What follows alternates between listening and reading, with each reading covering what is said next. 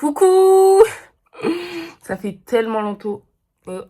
Coucou. Ça fait tellement longtemps que j'ai pas fait de vidéo YouTube. Donc aujourd'hui, on est le 1er janvier 2026.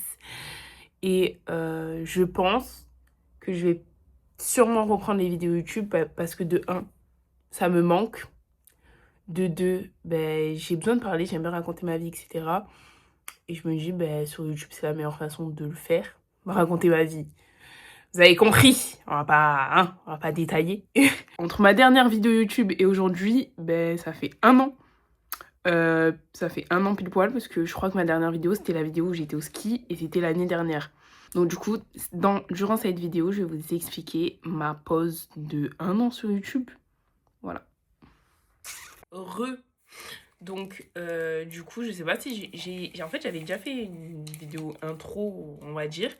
Mais je sais pas si je vais la mettre dans cette vidéo ou dans une autre. Bref. Alors, pour vous dire la vérité, en fait, j'ai eu plein de choses qui se sont passées dans ma vie. Donc, premièrement, comme vous l'avez vu, j'ai emménagé toute seule. Donc, j'habite toujours toute seule dans mon appartement. Franchement, je suis trop contente de mon appartement. J'étais super bien aménagée, etc. Je vous ferai un room tour. Un room tour. Déjà ça. Ensuite, j'ai beaucoup travaillé. En fait, j'avais 2 travails. Donc, je travaillais le week-end chez KFC et la semaine chez Valley Bio, du coup. Une entreprise de compléments alimentaires. Et le problème, c'est que je faisais un 35 heures du lundi au vendredi. Et samedi, dimanche, je faisais un 12 heures. Donc, en fait, c'était très dur pour moi de cumuler toutes ces heures, plus après la vie à la maison, donc c'est-à-dire ranger ma maison, faire mes machines, etc. Et en plus de ça, la vie sociale. Donc, du coup, j'ai un peu abandonné tout ce qui est YouTube.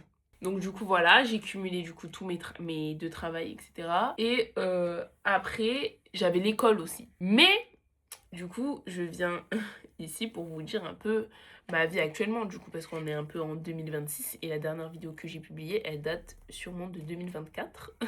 Ce qui s'est passé entre le ski et aujourd'hui, déjà, j'ai arrêté l'école.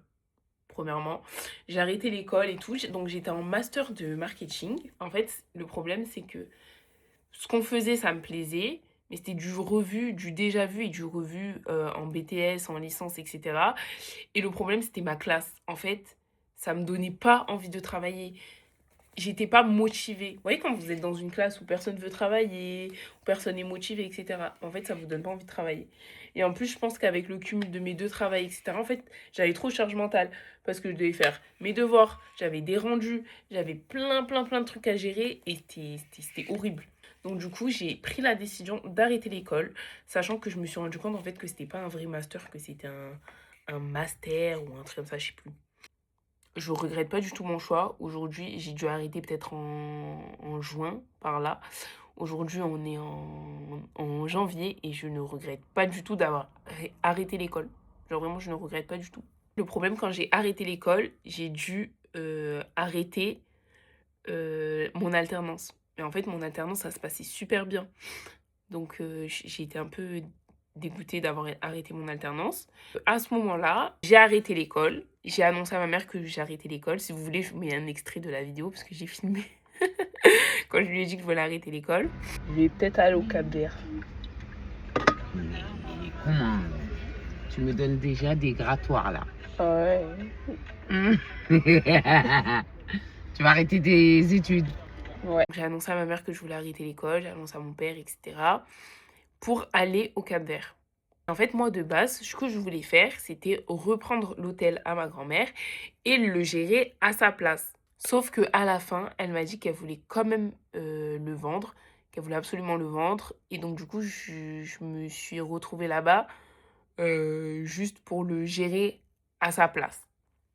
Donc, je suis allée au Cap-Vert, du coup, je sais plus le combien, mais début août. Ma mère, elle a pleuré parce qu'on pensait vraiment que j'allais rester là-bas. Bon, après, moi, j'étais sûre de moi que j'allais faire des allers-retours, que j'allais pas rester plus de 3 mois. Enfin, je savais que... Je sais pas comment vous expliquer. En fait, je savais que j'allais pas partir toute ma vie là-bas. Dans ma tête, je disais à tout le monde que j'allais partir toute ma vie pour pas qu'ils s'attendent à... Voilà. Mais je savais très bien que j'allais pas rester toute ma vie, enfin, là-bas, quoi. On dirait que j'ai eu 1500 vies, genre. Alors que c'était il y a 3 mois, 4 mois. Donc au début, tout se passe bien. Je prends mon rôle petit à petit. Donc ma grand-mère, elle m'explique comment ça se passe, etc. Les réservations, bon, il n'y avait pas beaucoup de réservations. Sauf que au fur et à mesure, en fait, ma relation avec ma mamie, elle se dégrade. Moi, j'avais plus l'habitude d'habiter avec quelqu'un qui me donne des ordres ou etc. Enfin, ça faisait presque plus de 6 mois que j'habitais seule. Donc en fait, le fait d'aller habiter enfin, avec ma grand-mère, enfin, c'était vraiment dur mentalement. Donc du coup, j'ai pris la décision de revenir sur Marseille. Mais par contre, avant de revenir, j'ai mis à louer son hôtel parce qu'elle voulait vraiment plus s'en occuper. Donc je l'ai mis à louer. Donc il y a une femme là-bas qui le loue. Donc du coup, elle a une rente tous les mois de la personne qui le loue. Et en même temps, je suis en train de le mettre en vente, mais à distance du coup, pas directement là-bas. Donc je suis revenue en France du coup le 26 septembre, un truc comme ça. Bon, tout le monde m'a dit de rentrer en France. J'ai raconté un peu à ma mère ce qui se passait avec ma grand-mère, etc. Donc c'était vraiment tellement toxique que j'ai pris la décision de rentrer en fait. Je me suis dit que j'allais être mieux dans mon chez-moi, etc. Et en fait, je suis toujours dans mon chez-moi parce que en partant, j'ai passé l'appartement à mon père et je lui ai dit, on sait jamais si je reviens, j'aimerais bien retrouver mon appartement. Donc du coup, c'est mon père qui payait le loyer pendant les mois où j'étais pas là. Donc du coup, je suis revenue en France et le problème, c'est que je ne savais plus quoi faire. Je savais pas quoi faire, j'avais arrêté l'école, j'avais pas envie de reprendre et je savais pas quoi faire. Je vais pas trouver un métier comme ça dans le marketing du jour au lendemain. Qu'est-ce que j'ai fait?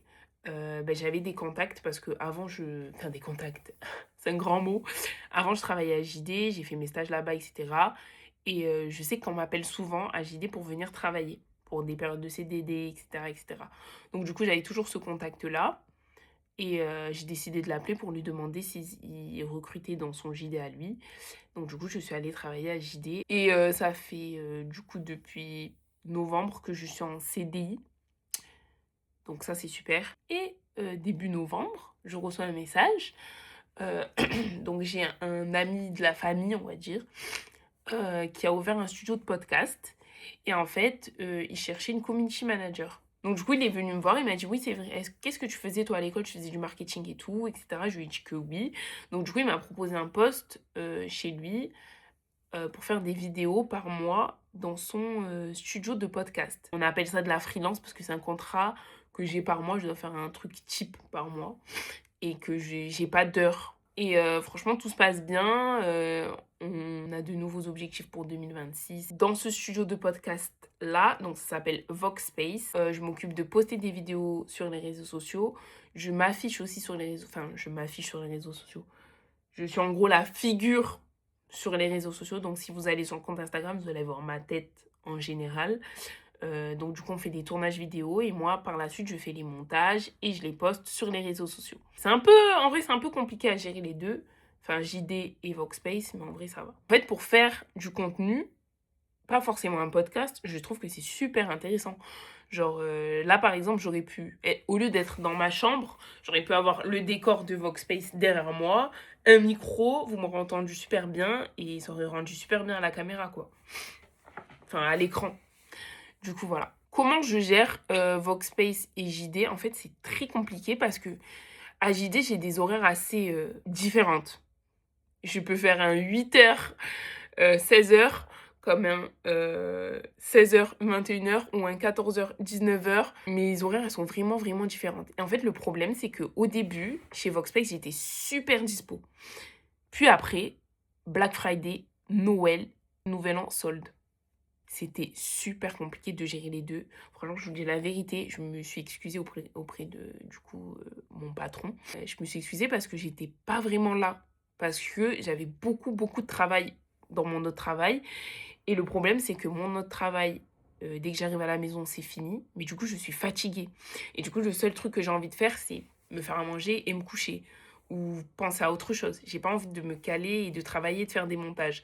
Sachant que, par contre, Voxspace en question, quand je rentre à la maison, après un tournage, le travail il me suit jusqu'à la maison. Donc, je dois continuer à travailler. Donc, du coup, j'ai pas du tout été productive.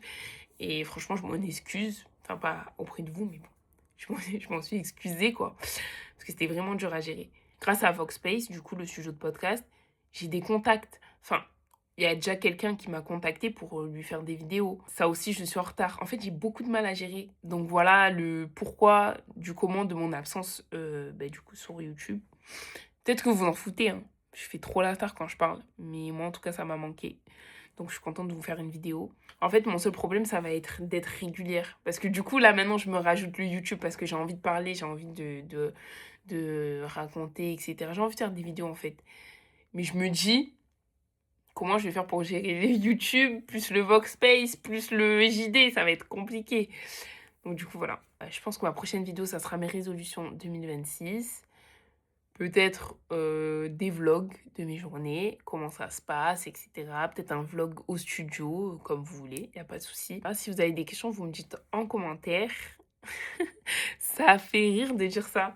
Mais en fait, je suis trop contente de reprendre YouTube, mais j'ai trop peur que personne regarde mes vidéos. Parce qu'en fait, en vrai, je le fais pour moi. Mais j'aime bien quand on regarde mes vidéos, j'ai des commentaires et tout. Même ma famille, hein. Genre ma famille qui regarde mes vidéos YouTube, ça me suffit. Je suis trop contente même quand on me laisse un commentaire, c'est ma tata, je suis trop contente. Donc, donc voilà. Bref, là, j'ai vraiment, vraiment fini la vidéo. Et sur ce, bisous.